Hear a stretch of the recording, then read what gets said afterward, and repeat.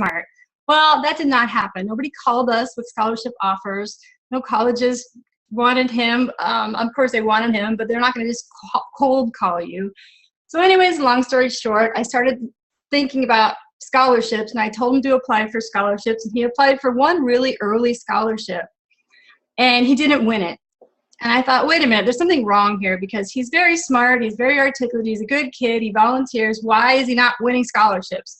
So I decided to do everything that I could to research what scholarship judges want. What sets an application apart? How did these winners win? What was it that made them selected? So I did that, and over the course of the year, his senior year, he won over $100,000 in college scholarships. Not all of them were the first year, though. Let me back up on that one, because several he won in college.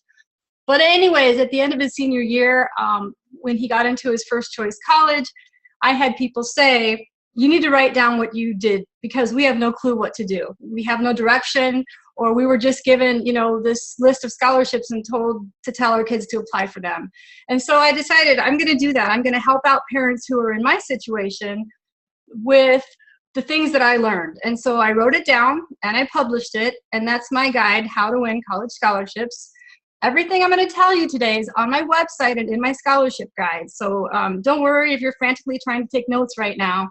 Just write down how to, with the number 2, winscholarships.com, because you can find everything there. So who am I? Who is Monica Matthews? Well, I'm a wife. I've been married for 26 years. I'm a mom of 3 boys. I'm a former teacher, turned stay-at-home mom. I'm a cross-country coach because I love to run and I love kids. So I volunteer coach for middle school. It's been 4 years now. I grew up in California and now live in the beautiful state of Michigan. I am the scholarship mom at Smart College Visit. And you changed my slide, Neil, and I can't see it.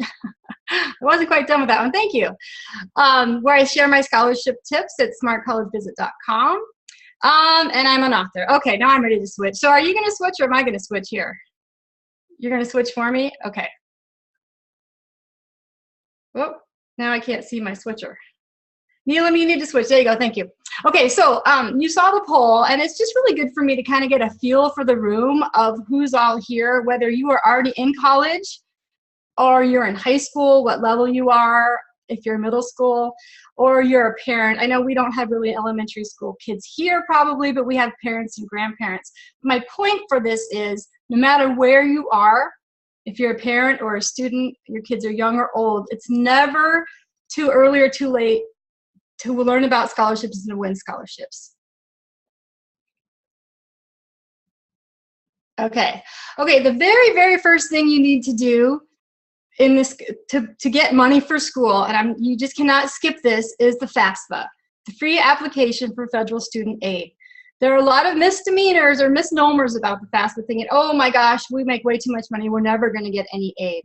Well, let me tell you, even low interest loans will help your students. So please file your FAFSA. They started, just this year is new. You can file beginning October 1st of your student's senior year, and then you need to file every year that your student is in college. So everybody needs to file.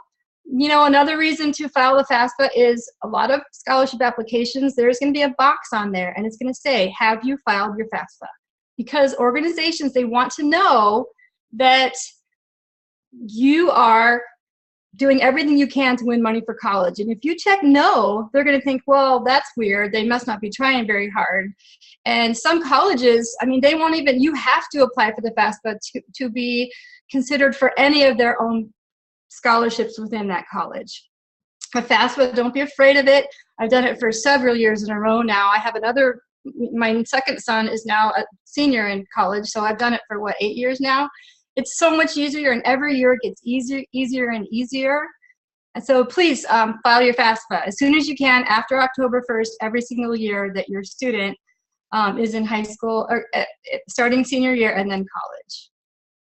Hey, Monica, I just wanted to interrupt and let the audience know that if they have any questions, they can type it in Q&A section, and then we'll open up the webinar at the end. We'll leave like a few minutes so that Monica can answer your questions. All right, yeah, perfect. I meant to say that too. So if you have a question or a thought, go ahead and type it in. We won't be addressing those until the end, but if you think you might forget about it or whatever, go ahead and type it in. And if I've already answered your question in the course of the webinar, that's okay. I can either readdress it or we can just skip it from there. So good point. Thank you. Okay, college scholarships. College scholarships are free money. You do not have to pay them back. And no matter where you are today, I mean, even if you're a senior in college right now, start where you are right now. There's a few little tips I like to tell, like treat scholarship work as a part-time job. And what I mean by that is, you know, if you have a student who's kind of resistant to writing an essay or working on scholarships, you can tell them, you know what, if you take 2 hours to work on this and you win this scholarship that's worth $1,000, you just made $500 an hour. Those kind of numbers are powerful to kids because kids see money and they can they don't really see the long term, but they can see the short term, and they're thinking in their head, wow, that's a lot of money for working for 2 hours. So they can treat it as a part-time job, and it really does seem to work. It worked for my kids. You can tell that if they put in the work now, they might not have to work in college. And that's huge, especially for some really tough majors, the STEM majors, that it's very hard for kids to have an outside job. But if they work really hard in high school working on scholarships, they might not have to work at all in college. Even if you only win one scholarship, that could mean one less loan. I like to say a scholarship a day keeps the loans away. Student loan, the burden of student loan is huge right now. Everybody knows that. So scholarships are the way to go if you're trying to have less loans all through college. Okay, you're going to apply all through college and high school.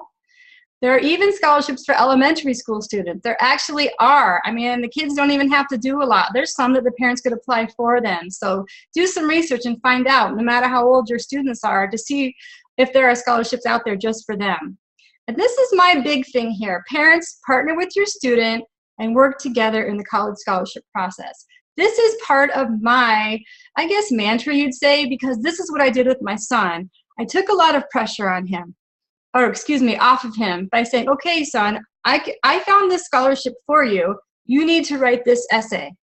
I filled out the application because all I did was type in his name and whatever, all that information. You need to answer the specific questions. So there are a lot of things parents could do, and we're going to go into that a little bit later in our webinar.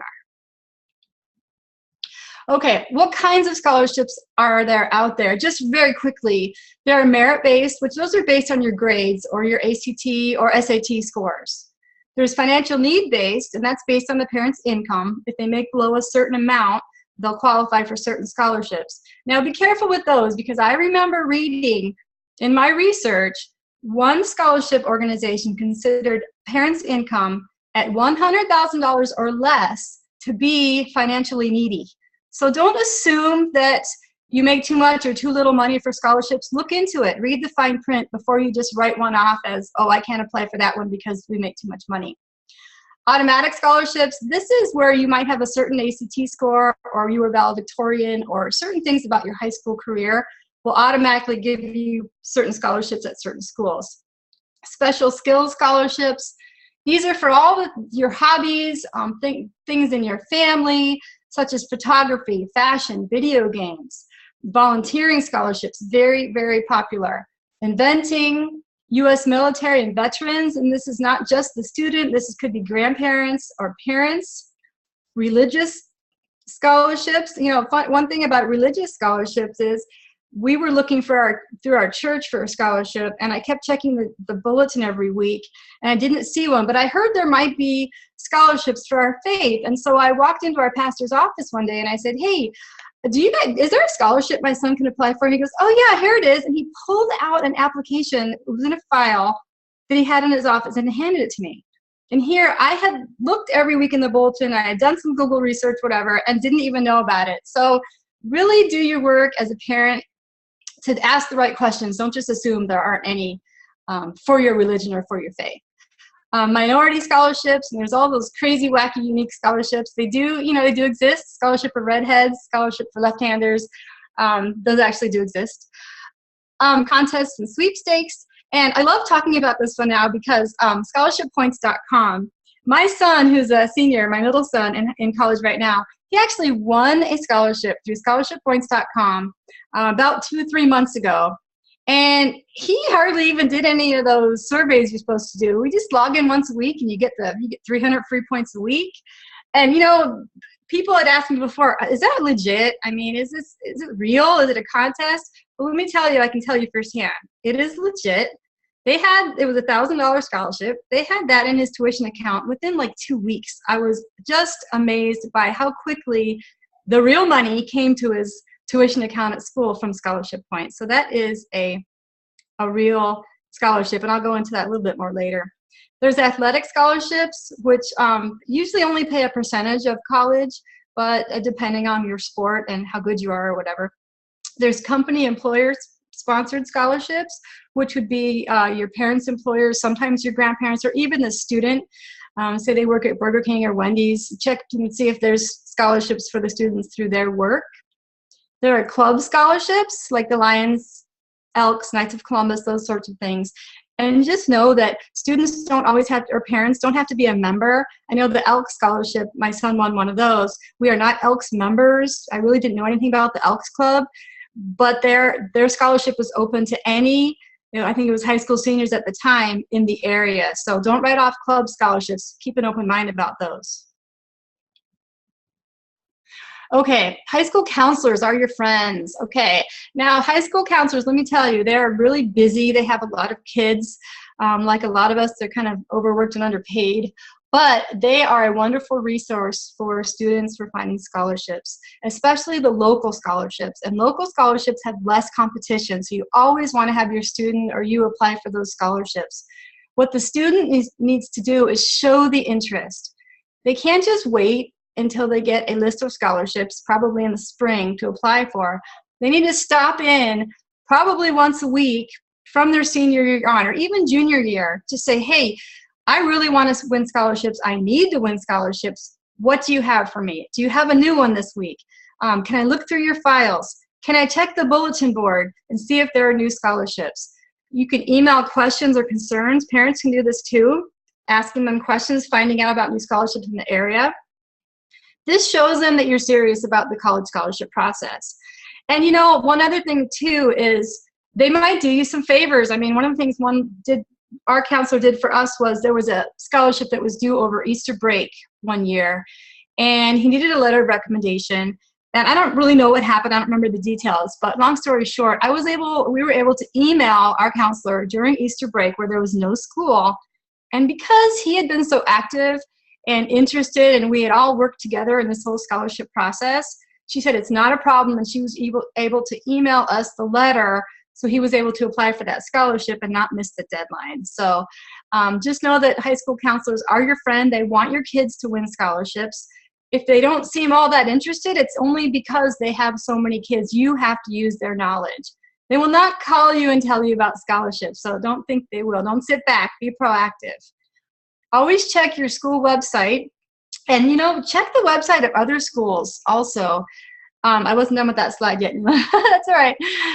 Because we live in one county and our high school is in a different county, so we were able to apply for some scholarships that we found through another high school website. They were just for all those kids in the area.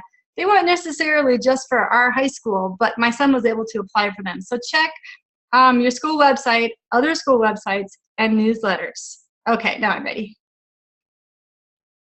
Okay, so parents, how do you help your students? Because you may be sitting there thinking, well, I know I want them to help them, but what do I do? Okay, so first off, just let them know you're in it together. Just sit down with them, look at the numbers and say, this is how much money we have saved up. This is how much money college costs. And we're going to do this together. That really takes the pressure off of kids. I hear all the time, especially on Twitter, lots of kids saying, my mom keeps asking me about scholarships. I wish she would just stop asking me about if I applied for scholarships. Because it's easier to tell your student, hey, I found this one for you. I filled out the application for you. This is the deadline. And this is what the essay needs to be about. And here are some ideas. Here's what you're really good at. Why don't you sit down and write this essay? And then I can proofread it for you. We can go through it together. Take the pressure off your kids and do it together. You can find the scholarships. Make sure they write the essays. Change the deadline. What I mean by this is kind of a trick I've used with a couple of my kids, is say the application is due, say, December 31st. Well, you know what I would tell my kids? It's due December 15th. Because that way, if they're dragging their feet a little bit, or a letter of recommendation comes in a little bit late, you have everything in place well before the actual deadline. So, you know, you're not really lying to your kids, you're just giving them a little extra time, and tell them, I need your work, your essay, whatever, by at least 2 weeks before the real deadline. Okay, text and email reminders. I would do this with my son. One of my kids, I would text him at school saying, hey, did you remember to pick up that letter of recommendation? Did you remember to give your scholarship resume to that teacher who's going to write your letter? So I wasn't bugging him. I would just send him a text or an email just reminding them. Always encourage volunteering, and volunteer as a family. There are so many scholarships out there that not only do they want to know if you volunteered, they want to know where and when and why you volunteered. So some will say, okay, in your sophomore year, how many hours did you volunteer a week? Well, this gets very confusing if you haven't taken the time to keep good notes. So that's another thing. Organization is really important. You know, write down, okay, this week they volunteered for this organization. Here's the contact name of the person that we volunteered with, and they put in this many hours. So keep careful track of volunteering. And I really go into that a lot in my scholarship guide at howtowinscholarships.com. Okay, suggest and visit in-state schools. Okay, in-state is going to be cheaper than out-of-state. And I'm not saying if your student has your heart set on out-of-state, tell them they can't go there. But you're going to get a lot more scholarship offers. A lot of scholarships organizations will say, especially local ones, for the student who goes to college in our state. So I would just encourage in-state schools. Because you probably will have a better chance of winning scholarships if your students stay in state. Okay, make deals. This is just something that I did that worked for me. You know, my middle son, I would say, hey, I'll pay your cell phone bill this much, or for this month, for so many whatever, if you work on these 4 scholarships this weekend. We would kind of go back and forth, make deals, make agreements, so you can make deals with your kids. Okay, keep all awards, honors, report cards, that sort of thing in one place. You parents out there with elementary school students, start right now. Have one place in your house, a file. You can have an electronic file, and you can also have a physical file where every time they get something, an award, a report card, whatever, put it in that file. So when it comes time for them to apply for scholarships, you have it all in one place, and you're not frantically searching for the things that they did and the things you're trying to remember. You know, maybe there's a good for writing an essay. Maybe you had a really good idea because they won an award in whatever 7th grade for doing something special. Well, you can pull that out and remind them. The other thing I've started doing too, because I also have a high school sophomore right now, is when I go to parent-teacher conferences and the teachers say really nice things about my son, I actually come home and I write everything down that I can remember, because those are quotes that someday we can use later to put on his scholarship resume. Maybe he can pull those things when he's writing his essays about what teachers are saying about him, because what other people say about you really does say a lot. So you can put that right in that file in one place in your house. Okay, encourage 15 minutes a day. What I mean by this is, you know, I wouldn't want to tell my student, okay, you need to work on your scholarships for 4 hours today. That's just way too overwhelming. Students are really busy, part-time jobs, sports, clubs, band, all the things they're doing right now. But if you can tell them, hey, would you work on this essay for 15 minutes? Just 15 minutes.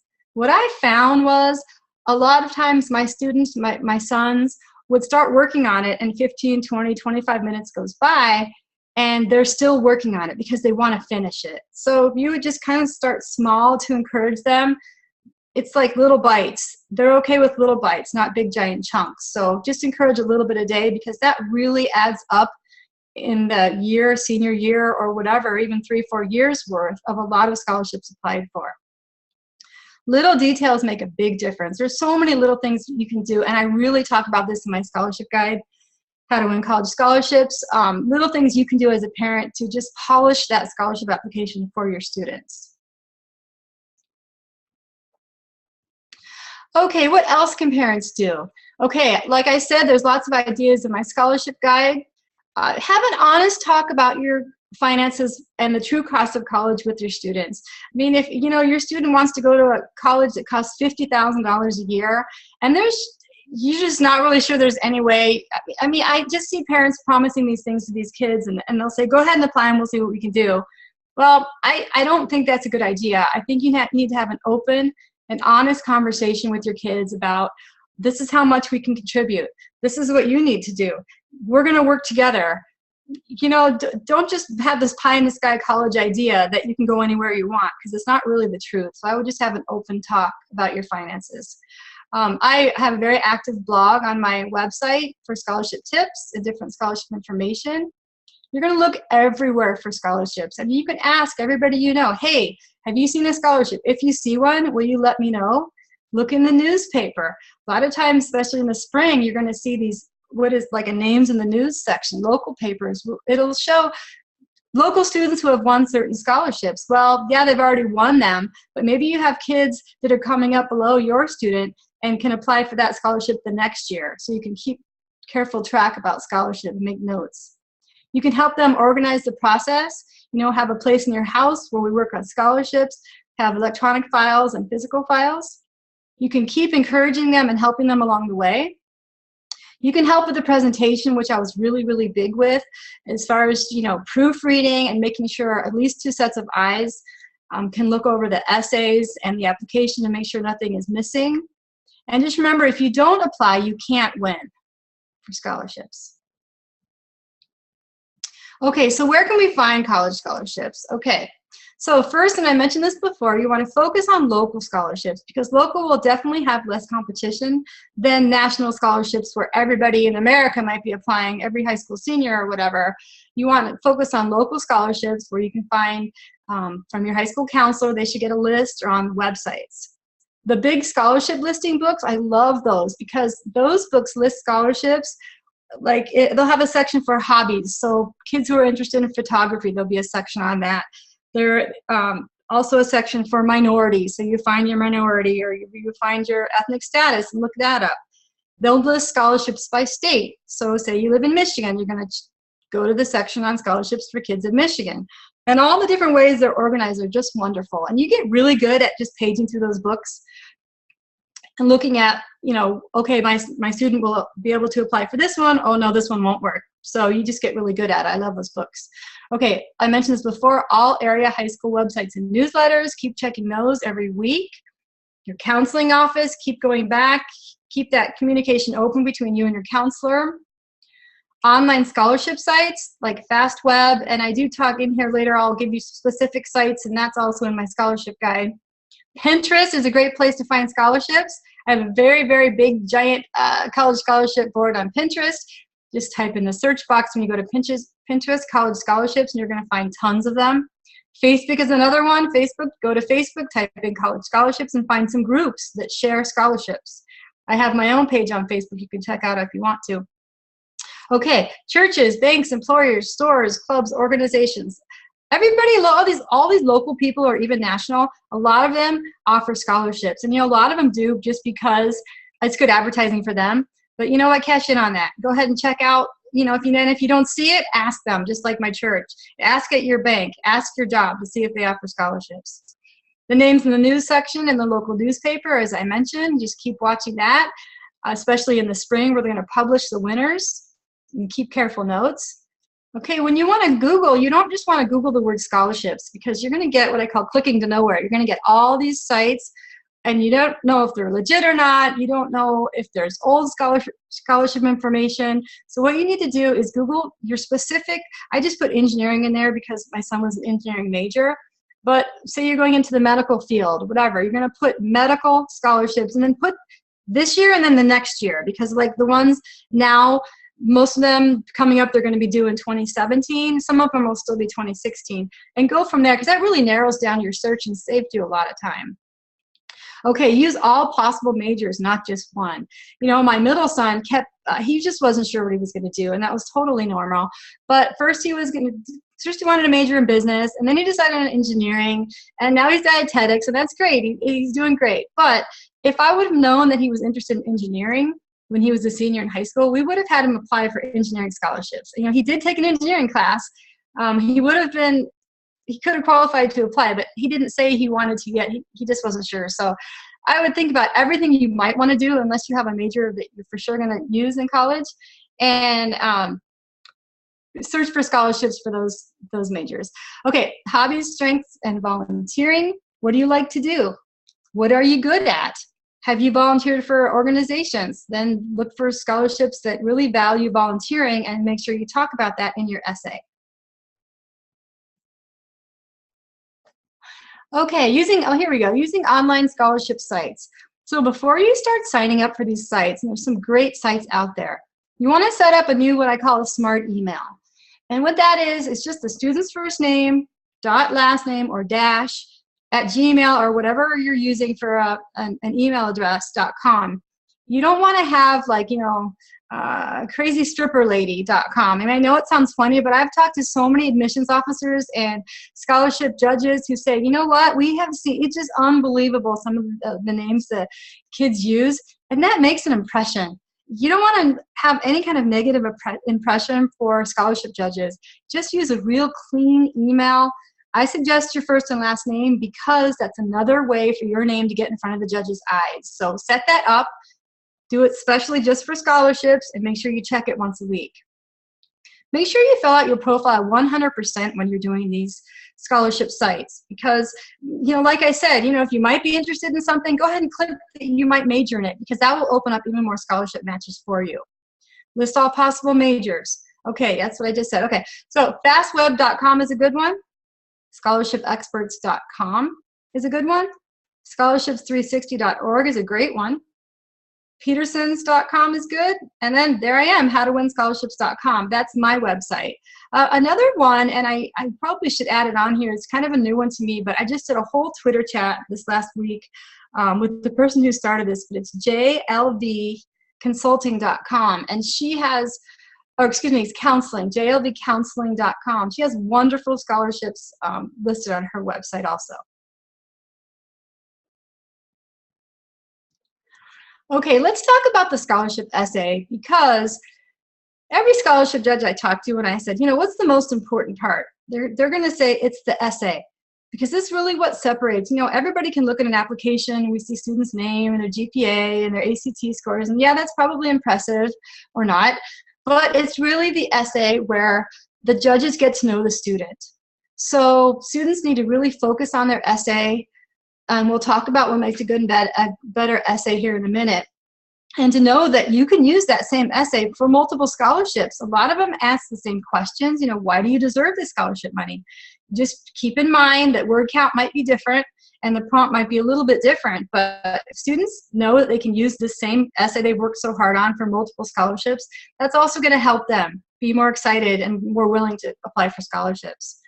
Students need to make sure they answer the question completely. When students are typing, they tend to ramble and go on and on. So they need to make sure. What I like to do is tell students to hand the essay over to somebody who doesn't know the question or the prompt. Have them read your essay and then say, what do you think the question was? What was I supposed to answer? And if they can tell you what the actual question really was, you've answered that question completely. So that's just one little tip. Okay, get at least 2 pairs of eyes to proofread because, our eyes get tired. And I even find this on my own writing and my own website. Our brains kind of fill in on words that aren't really there because we know what we're trying to say. And we know what we've read it over and over and over again. You need somebody else, some fresh eyes to proofread for you. And, make sure those are some trusted eyes. Don't give it to your little brother who's in 6th grade. He might be a really good student, but give it to your English teacher, because she's going to catch the grammar mistakes also. Okay, avoid controversial subjects. Just be careful what you're writing about. You just don't know the background of the judges. So I wouldn't pick something that's very controversial. Right now, just to throw this out there, don't talk about the election of how much you love a certain candidate, because what if the judge voted for another candidate and can't stand this candidate that you talk about? So avoid controversial subjects completely in your essays. Know the organization. Hey, if you're applying for a volunteering scholarship, write about something that happened when you were volunteering. kind of have it match up with the background of the organization. You can do this really easily. You can go to the websites of the organizations offering the scholarships and click on the About section or the mission section, and you're going to find out a little bit about, you know, why are they here, what's their mission, what do they believe in, and bring some of this into your essay because they love that. They eat that up. Read winning essays on sites that offer scholarships. Okay, you can find this a lot where it'll say, okay, read, you know, the student who won last year, read their essay. You're not going to copy their essay at all, but you're going to get a feel for what the judges picked, especially if you can read 3 or 4 years worth or even more of essays.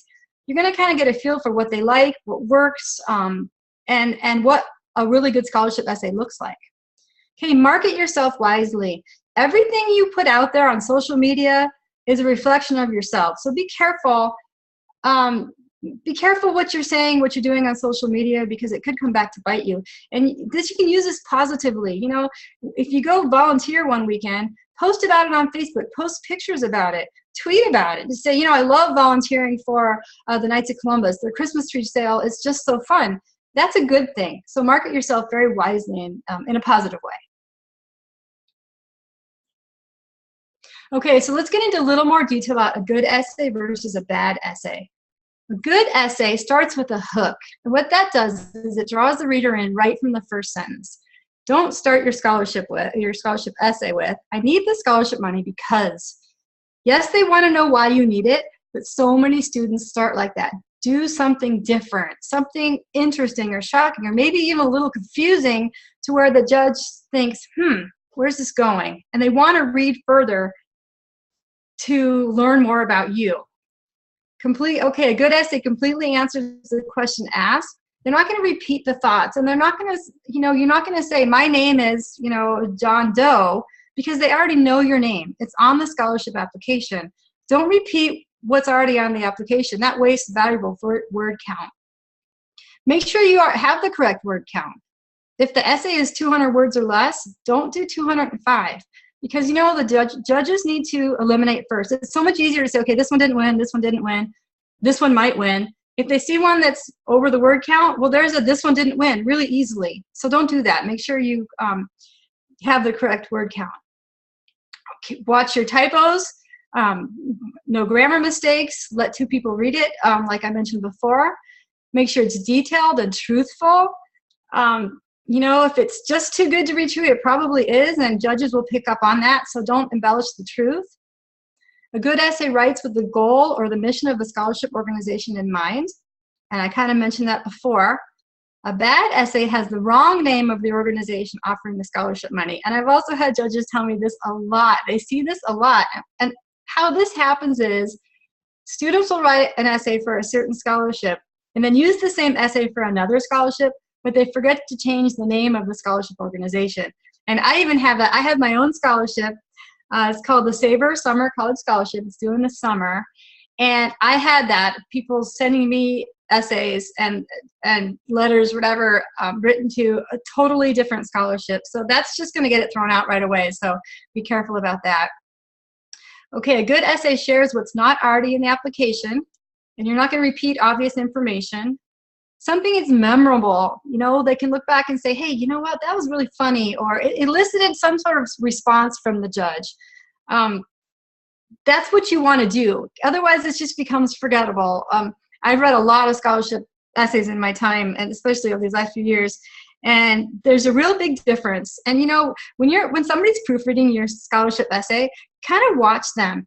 Because if they're just reading and like, okay, this is okay, this is good, whatever, and don't have a lot to say, well, you think, you know what, I need to do more, I need to do better. But if while they're reading, they're laughing or their eyebrows raised, they're like, oh, wow, you know you've done something to elicit a response, and that's what you want in your scholarship essay. Okay, and I did touch on this, but this is so important. Social media and college scholarships, and this also goes with college applications. When you're posting on Facebook, you're tweeting, the things you pin on Pinterest, the pictures you show on Instagram, make sure they are clean. Use the grandma test. The grandma test is, if I show this to my grandma, would she be fine with it? Would she be proud of me?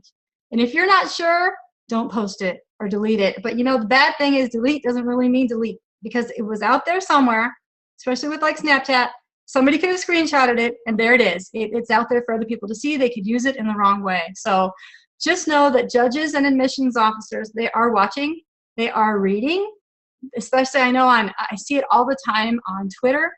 I see students saying, oh, I hate working on these scholarships. This is so boring. Using language that I won't even repeat. Well, you know what? If there's a scholarship judge or a couple of them there trying to figure out, you know what, we have these 2 candidates for the scholarship money, and I'm just not sure between the 2. Well, let's kind of look and see what we can find out about them that's not on their application. Then you might check social media, and one bad tweet like that, and there goes your chance for the scholarship money. So keep it clean as much as you can. You know, just be positive.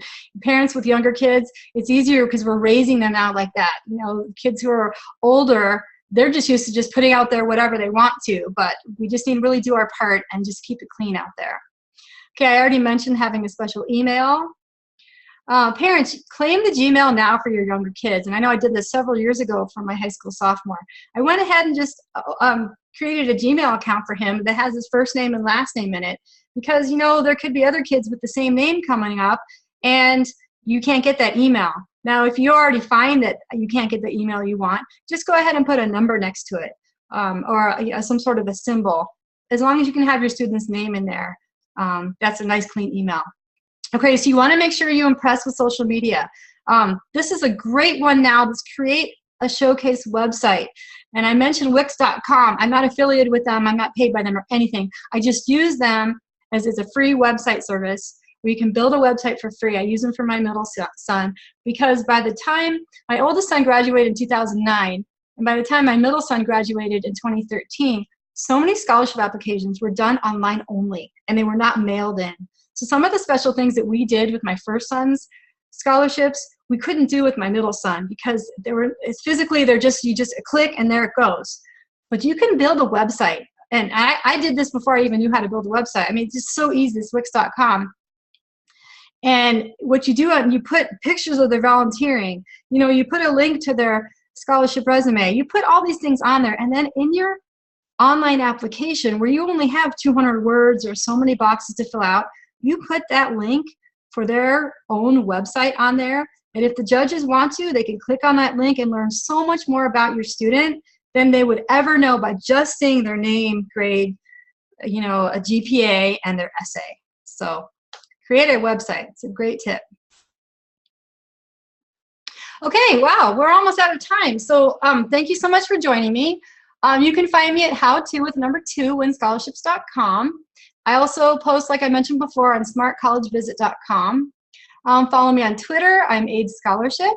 You can email me whenever. If you need, you know, if you think of a question tomorrow, go ahead and email me. That's fine. I always answer my email. I love communicating with students and parents. That's howtoWinScholarships@gmail.com.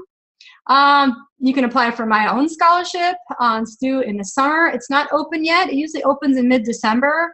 So you can go to my website. There's a link for it. And then as soon as it opens, you can apply for it.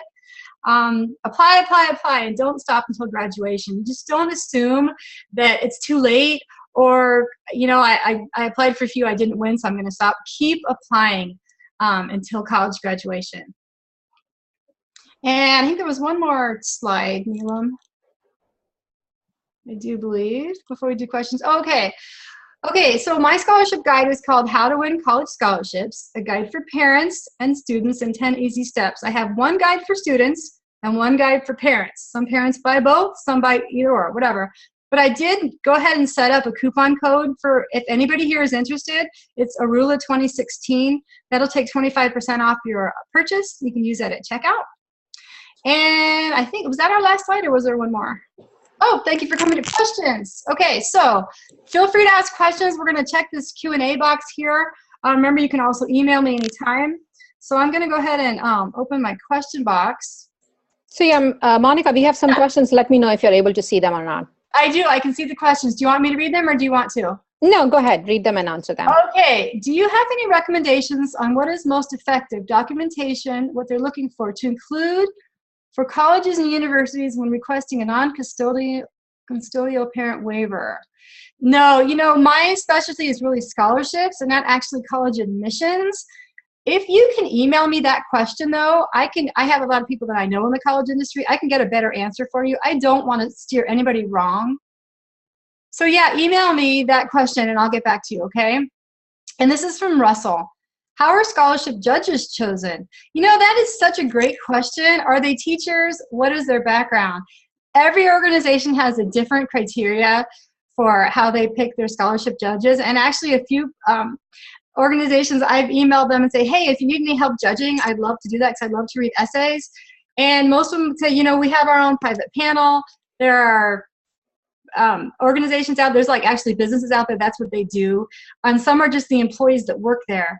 So, you know, you'd hope they'd be teachers, but a lot of times they're just the people that work at wherever it is that's offering the scholarship. I know for me, I judge my own scholarship, but I also have another person who's been a scholarship judge who I bounce ideas off. You know, I'm saying, hey, what do you think about this essay? Because he really knows what he's looking for. So that was kind of a non-answer. Sorry, Russell, but every organization is different. Okay, let's see. So how long does it take from the due date for judges to pick someone? What's the process? Well, when you apply for a scholarship, it's going to say right on there when it's due. And usually it'll say also when the award is, when the student is selected and when they'll know, you know, when they've been the winner. And some will say everyone will get an email. Some will say only the winners will get an email. What I did, I know for my son, is a few times I wasn't quite sure. I would actually have him, I would try not to do it myself because they want to hear from students and really not from parents.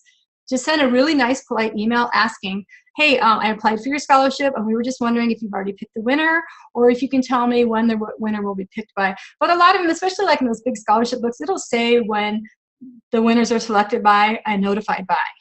So that answers your question. Okay, do we have any other questions? No other questions? Doesn't look like in the chat box. No, there are no more questions. Monica, I had a question. Sure. If you don't mind asking. So you mentioned something about big scholarship books. Are these something that you can just buy off of Amazon? Okay, good question, because you know what? Of course, yes, you can buy them on Amazon, but I went to the library and I checked them out, and so I didn't buy them. So there's a little money-saving tip for you. And ours, you know, if they have an older year, request, because these come out every year. Every year they're updated, which is great. And I would ask them, you know, can you guys get the current year? Because say, hey, this is a 2015 book and it's almost 2017. And a lot of times they just didn't realize, and they would order it for me and I'd get on the list to borrow it.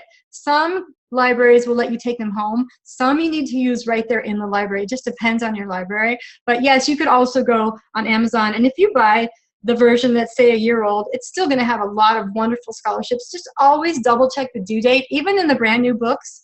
Because sometimes if an organization hasn't emailed or contacted that book to say, hey, we've changed our due date or a little bit of requirements for our scholarship, then you're going to have old information in there, even in the brand new, like the 2017 book. So always double check. You can go to the website that's listed on there and read their scholarship requirements and make sure you have the correct due date and all the requirements. Is there a particular publication or author that you would recommend? I just like that big scholarship searching book. It's a green book. It's scholarships. I can't even remember. It's just a big green book. Sorry. Okay, that's okay. I can ping you later for that. Oh, okay, good. There it is on my website over wherever on the right. There's a picture of it, but it's green. Okay. Okay, Russell, can you pay off a loan with a scholarship, or do you have to use it for the next year of college? Well, you know, this is interesting because there were actually organizations that sent checks to my son in his name. Now, most of the time, this is when he won the scholarship, most of the time they're going to send it to the college, and it's going to be in the student's name / the college. And so it'll go to the college and it'll go right into the tuition account. But if it's sent right to the student and they are asked to use it for their education, I don't see anything wrong with using that to pay off student loans, because a student loan is for education. So that would kind of be on a case-by-case basis, if that makes any sense. Okay, I see you have another poll up here. I'm going to minimize your poll on my screen. Okay. Yeah, for the participants, you can just take a couple of seconds, answer those questions. I think that would be very helpful. Thank you so much. And yeah, if you have any questions, we still have time. You can type them in the Q&A box. Okay, Patricia has a question. Do scholarships have a deadline or a date by which They must be used. You mean the scholarship money, I'm assuming. Yes, usually. Now, it's interesting because some scholarships say they're open to any student in high school, say age 15 and up. But say your 15-year-old wins and they're not ready to go to college yet. What that organization does is they hold that money until the student is actually in college. Most of them do. So the date would be, yes, as soon as they're enrolled and they have a tuition account that the check can be sent to, that would be the date. And a lot of them, it'll say right on the scholarship requirements or the guidelines, you must be used by a certain date, or this student must be enrolled in college by this certain date. So I hope that answers your question, Patricia.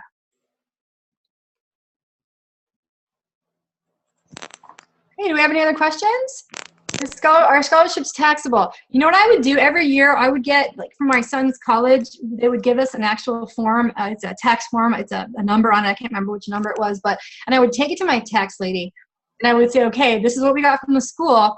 What do we do with it? And she would figure it out for us. So make sure you get those forms from the college. A lot of times you have to go on their website and print them out yourself. And it's actually like a W whatever number, one of those forms you need for taxes, and give them to the person doing your taxes. And if you do your own taxes, you need to find out, because I wouldn't want anybody to get in trouble for, I would say, usually if it's used for your education, it's not taxable, but check with your tax person. What should we do with leftover scholarship money? Well, that's wonderful. Put it in the bank, and there'll be things that come up. Use it for books. If you have leftover money, use it for your education. It doesn't happen too often that you're going to have too much left over, but there's always things that come up in college as expenses are out of this world. Russell, are there any scholarship links to organizations of high schools that are private? I'm not sure I get your question. For a private high school? I'm not sure. Neil, what do you think about that question? Yeah, even I'm trying to understand. I think he means that he needs scholarship for private high schools. Yeah, that's what I feel. Oh, well, there definitely are. The best source is the school itself, always. That's what you mean for private high schools? Yeah, the best source is the school itself. You could also Google that, make sure you put the year. But the school itself, or maybe who's a sponsor or the endowment fund from that school, that's where the scholarships come from for private schools. Cool. Monica, I have one more question. So you mentioned, so if the students start earning scholarships, say starting in, I don't know, elementary, middle school, and they haven't decided about which college they want to go, where does the scholarship money go? Right. Usually the organization who offers that money will hold that for the student. And there'll be a form that they will fill out when they are ready and have been accepted into a school, and then they'll send the money to that school. Unless they go ahead and send it right to that student in the name of that student, which you just put it in the bank, and as soon as you're ready to start paying tuition, you take that money out and use it for that school for their tuition. Okay, thank you. You're welcome. All right, so we have 6 more minutes. Do we have more questions? Feel free to put them there. And also, if you can answer the poll, that would be wonderful as well. So thank you so much, Monica. I just wanted to take this time for thanking you. This was so informative. I mean, even for me, I keep on reading those articles and blogs all over the place, but this webinar was super useful. So thank you so much for being here. And I'm sure a lot of other parents have found it useful as well.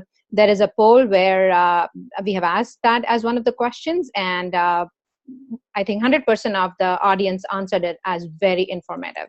So great. Really, yeah, I really appreciate you being here, taking your time and sharing all these wonderful tips and tricks with us. Oh, you're welcome. And just everybody make sure, go to my website, check it out. I'd appreciate it. And any feedback would be wonderful. So I really appreciate you, Neil, asking me to be here. And okay, it's Saturday. Let's go enjoy our Saturday. All right. Thank you, everybody, for being here. And again, they probably will be presenting with, coming up with more webinars in the coming weeks, and where we will see you. All right. Thanks, everybody. Have a wonderful weekend. All right. Goodbye. Bye-bye.